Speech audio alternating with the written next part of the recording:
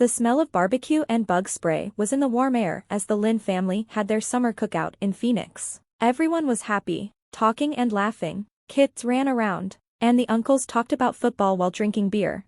I stood by the fence. I'm 32 years old, but my family still thinks I'm the art major who never figured out what to do. My younger sister, Clarissa, stood in the middle of the patio. She looked great in a light blue outfit and was telling everyone about her successes. Clarissa just finished 2 master's degrees from top schools, Mom said loudly so I could hear. She has interviews with big companies. She's going far. Mom smiled like she planned everything for Clarissa. I drank my lemonade and waited for the usual comment. Meanwhile, Mom said, looking at me, some of us still don't know what we want to do. Right, Emily? I raised my eyebrow but didn't say anything. Dad was cooking steaks. Still working on that little business of yours? He asked. What is it? Something digital? He laughed, not mean, but like he didn't believe in me. I touched my cold glass and thought about my big meeting tomorrow. I was going to close a big deal and announce a new team. I'm the founder and CEO of Cascade Logic, and I'd be signing all the papers. Something like that, I said quietly. Then Clarissa clapped to get everyone's attention. Guess what? I have a big interview tomorrow with Cascade Logic. They contacted me. It's one of the best tech companies now. Everyone clapped and cheered, and Vivian gave her a glass of wine. That's great, Clarissa. I read about their founder, very smart, built the company from nothing. Dad nodded. They don't hire just anyone. They're very careful. I wanted to laugh inside. Clarissa didn't know her resume was in my email. She didn't know Cascade Logic was my company. I built it from a small apartment, while she followed plans others made. I made my own. What job are you trying for? I asked. She smiled bright. Senior strategy consultant, almost an executive. Oh, I said, smiling. Good luck with that. She giggled and said nicely, maybe if I get the job, I can help you get one too. I bet they have assistant jobs. Mom smiled proudly. That's nice. Your sister could use help. 32 and still. She waved at me. Whatever she's doing. I thought about my office, top floor in downtown Phoenix. Big windows. I thought about the article last month that said I'm one of the top women in tech. Under my work name, Erin. No photo. Just a shadow to keep privacy. I built Cascade Logic quietly on purpose. And they had no clue. I always knew this moment would come. That's nice of you, I said, keeping my voice calm, almost like I was joking. Good luck tomorrow, Clarissa said with a smirk, brushing off her sleeve like it was nothing. Some of us make our own luck. Emily, you should try it sometime. The talk moved on, my cousin's new apartment, my uncle's pickleball win, and more of Clarissa's achievements. I let the noise fade around me. Tomorrow would change everything. I wanted to remember this night, the last time they saw me as nothing special. As the sun went down and shadows grew on the patio, Clarissa stood up and tapped her glass. I have to leave early, she said. I want to be ready for tomorrow. The CEO of Cascade Logic is coming to the final interviews, she said proudly. Someone named Lynn. No one really knows who they are. They'll love me, she said, flipping her hair. By tomorrow night, I'll be on their top strategy team. Maybe then you'll have something to brag about, she told Mom with a wink. Mom wiped her eyes like she was proud. We're proud already, dear. At least one of our daughters is doing the right thing. I looked at my watch. In less than 14 hours, Clarissa would walk into a meeting room and see me, sitting at the head of the table. Everything they thought they knew about me would fall apart. I grabbed my things and quietly said I had an early client call. Oh yes, your little remote job, Mom said, waving her hand. Don't forget to send money for your dad's gift. Clarissa already paid most of it, again. I nodded. They didn't need to know my remote job made 8 figures last quarter. Let them believe what they want. I got into the plain gray SUV I always drove to family events, leaving my white Mercedes safely parked in my downtown garage. As I backed out, I heard Clarissa's voice one last time. Tomorrow, everything changes. She was right, but not the way she thought. If you want to see her face when she finds out who's interviewing her, hit subscribe. You won't want to miss it. What a waste. Can't even get a real job, she said behind me. I smiled. thinking of the nameplate on my desk. Lynn, Chief Executive Officer, Cascade Logic. Tomorrow, she'd learn what a real job is and why she'd never get one at my company. By 6:30 a.m. I was already in my corner office, high above the city with a view of the mountain. Sunlight filled the room, and the quiet buzz of the office waking up felt perfect. I built this company from nothing, and now everything was falling into place. My gray suit wasn't just clothes, it felt like armor. I looked over my schedule when my assistant, Nia, knocked and came in. "Your sister's interview is at 9 a.m. sharp," she said, handing me a thin folder. "She's already waiting in the lobby, got here 25 minutes early." "On time? That's new," I said, raising an eyebrow. She even posted on social media saying she's a future executive at Cascade Logic. Marketing noticed. She told the front desk she wants to update the company's visitor system once hired.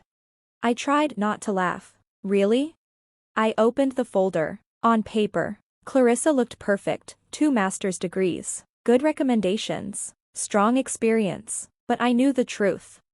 Her internships, Dad's friends helped. The praise, our uncle's law firm helped.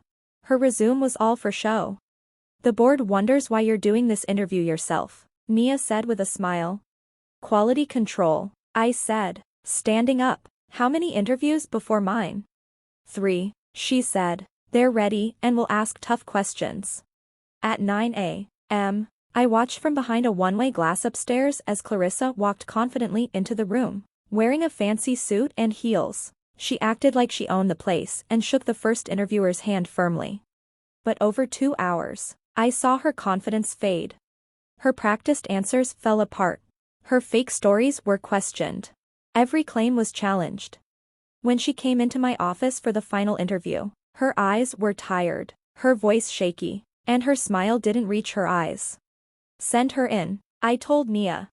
Clarissa walked in, trying not to show how impressed she was by my office, the big windows, the art, and the calm power in the room. I sat with my back to her, looking out at the great view. "Please sit down, Miss Lynn," I said, calm but firm. "Thank you for meeting me, Mr. Lynn," she said, folding her hands. "I know you're busy." I slowly turned in my chair and paused. "Actually," I said, looking right at her, "it's Miss Lynn, Emily Renee Lynn." Her face went white when she realized who I was, the woman she had ignored for years. "Emily?" "Hello, Clarissa," I smiled quietly. "Surprised your I-lost sister runs the company you want to work for?" She blinked fast, trying to speak, but couldn't find the words. Her practiced answers disappeared. "This can't be," she said, shocked. "Mom said you're just a freelancer." "Am I?" I pointed to the wall behind me, full of awards, plaques, and magazine covers showing Cascade Logic as a top tech company. "I built this company from nothing while you and Mom laughed at my little business.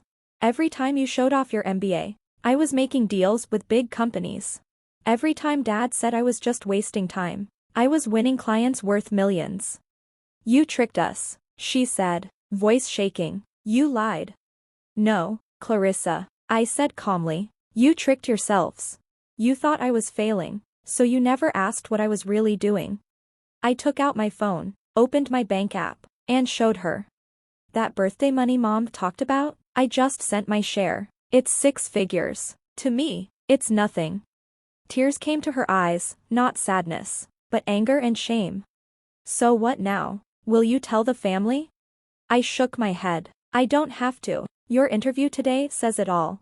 3 senior partners said don't hire you. Too full of yourself, not ready, entitled. You set me up. I gave you what you wanted, an interview with the CEO. Too bad you weren't ready." I stood up and straightened my suit. "My advice? Find a job somewhere else, Clarissa. Get some real experience, not just LinkedIn posts and Dad's golf friends." She stood unsteady, her fancy heels suddenly awkward. Her outfit looked more like a costume than confidence.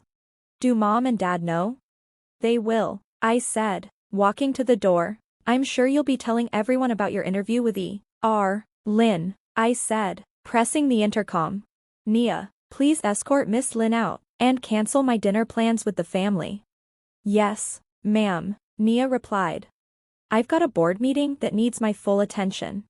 As the door clicked shut behind her, I caught the faint sound of her breaking down in the hallway, muffled sobs, not the victorious exit she'd imagined.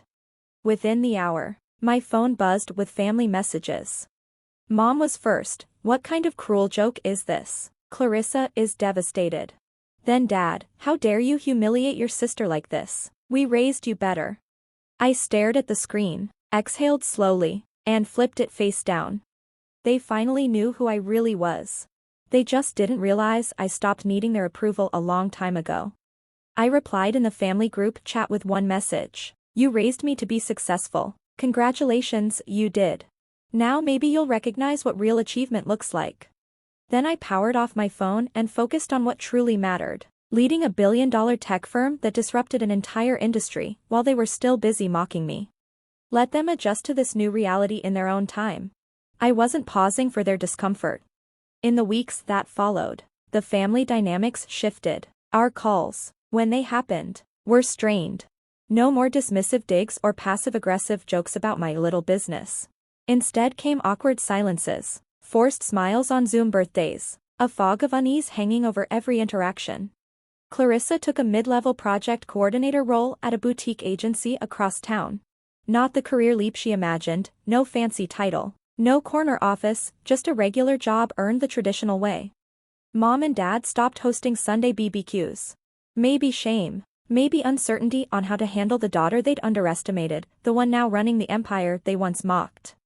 Then came the moment that sealed everything.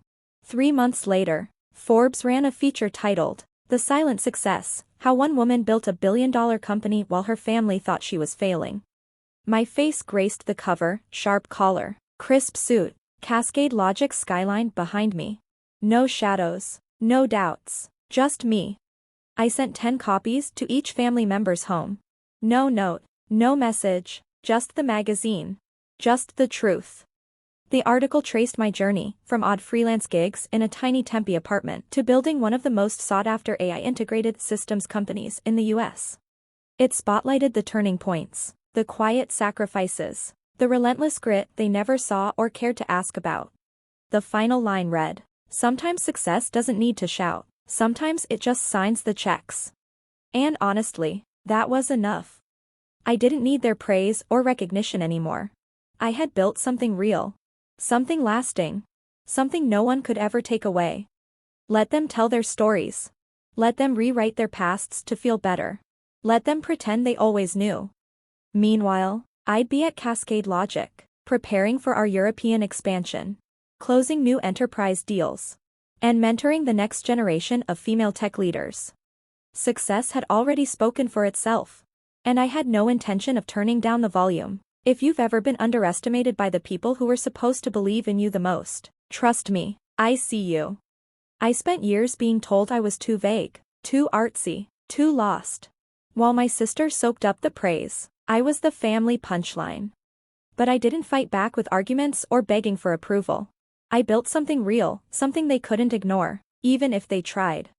And now, after all the silence, I'm finally telling my story, not out of spite, but to remind you, your worth isn't defined by how others see you. It's defined by how you see yourself. So if you've ever been made to feel small at a family dinner, if you've hidden your success just to keep the peace, or if you're still building in the shadows, drop a comment below and tell me your story. Tell me what you're working on, what you've overcome, who you're proving wrong. Not for revenge, but for your own damn peace. And if you felt even a flicker of validation watching me rise from unemployable to CEO, hit that subscribe button. Not just for more stories like mine, but to be part of a community that sees through the noise and recognizes quiet resilience for what it truly is. Strength. Let them laugh. Let them doubt. We'll keep building. Because sometimes, the best way to win is in silence, until your name is on the building. Before you go, how's your day been? Really, I want to know. Had a small win you're proud of? Or maybe you're facing something tough and still pushing through. Drop it in the comments. I read every single one. This channel isn't just about success stories. It's about real people doing real work, even when no one's watching. Let's celebrate the quiet victories.